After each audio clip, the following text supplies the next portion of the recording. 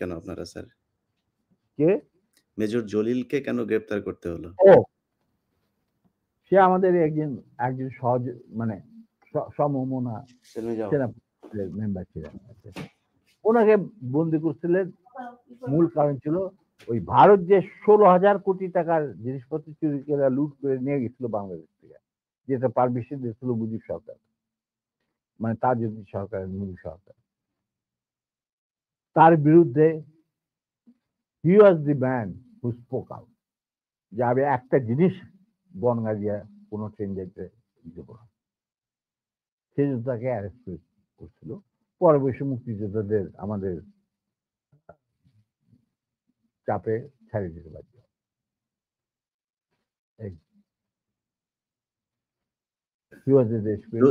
জহির রায়হানের বিষয়টা কি ছিল স্যার?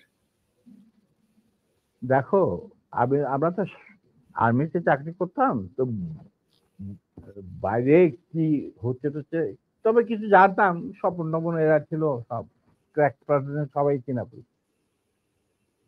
আমি তোমাকে বলবো, যুদ্ধের সময় শেষ পর্যায়ে একবার দীপুধর কলকাতাতে ভিজিট করত। ভিজিট করার সময় as a foreign minister Khondakar Mushtaq তার অনারে একটা চা চক্রের বন্দোবস্ত করে 19 নম্বর থিয়েটার রোডে, মানে মুজিবনগর সরকারের পীঠস্থান। সেইখানে আমি উপস্থিত ছিলাম, আরো অনেকে উপস্থিত ছিল। মাহবুব ছিল, তৌফিক রায় চৌধুরী, দুল কাদের খান, ডক্টর কামাল সিদ্দিকী, আরো অনেকেই, যে সচিবালয়ে যারা থাকে বড় বড়।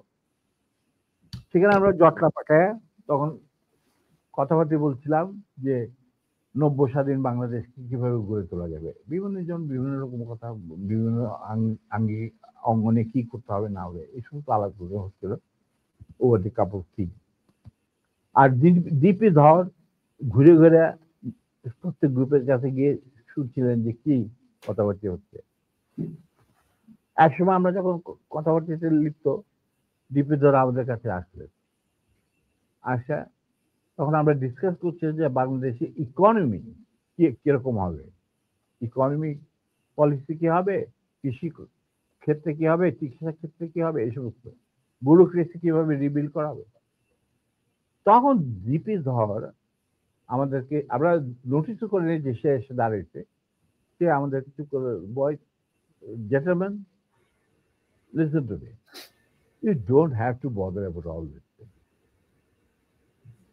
You will just go back to independent Bangladesh and rest of the thing will be taken care of by us.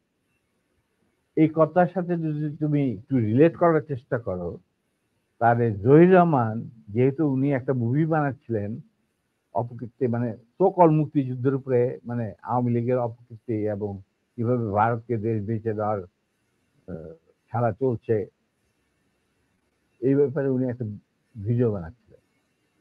অতএব তাকে ডাইকে নিয়ে গিয়া মারা ওই মিরপুরে, এটার সাথে একটা সাদৃশ্য তো খুঁজে পাওয়াই যায়, যদিও এটা প্রমাণিত নয়। স্যার, যুদ্ধে 30 লক্ষ মানুষ মারা গিয়েছে, নারী সম্ভ্রম হারিয়েছিল পাকিস্তানি মিলিটারিরা। 30 লক্ষ তো নয়, শোনো, এই 30 লক্ষ কথাটা জন্ম নিল কেমনে, সেটার ইতিহাস বোধহয় আবার বই মেঝে লেখাতে।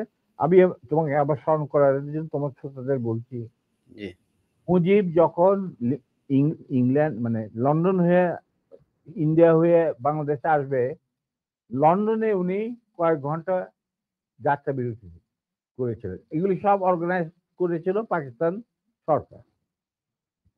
তখন তার সাথে দেখা করতে যায় সিরাজ ভাই, বিবিসির বাংলা বিভাগের হেড, আর বাংলাদেশের মিশনের ইনচার্জ রেজাইল করি, ফরেন মিনিস্ট্রি অফিসার, যার সাথে আমিও চাকরি করছি কিছুদিন, ওনার সাথে আমার জানাশোনা আছে।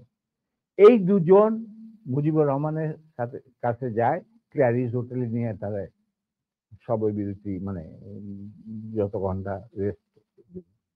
তখন মুজিব তাদেরকে জিজ্ঞেস করা, এটা আমাকে সিরাজ ভাই নিজে বলে দেবে। সিরাজ ভাইয়ের সাথে আমার একটা ঘনিষ্ঠতা ছিল আগে থেকে, যখন আমি ছাত্র জীবন তখনই বাংলা বিভাগের ইনচার্জ ডেভিড ফ্রস্ট আসছে মুজিবের ইন্টারভিউ নেওয়ার জন্য। তো মুজিব তখন সিরাজ ভাই আর এই রেজাউল করিম সাহেবকে আলাদা ডেকে নিয়ে জিজ্ঞেস করতেছে যে সত্যি কি বাংলাদেশ স্বাধীন হয়েছে নাকি আমাদের কোথাও নিয়ে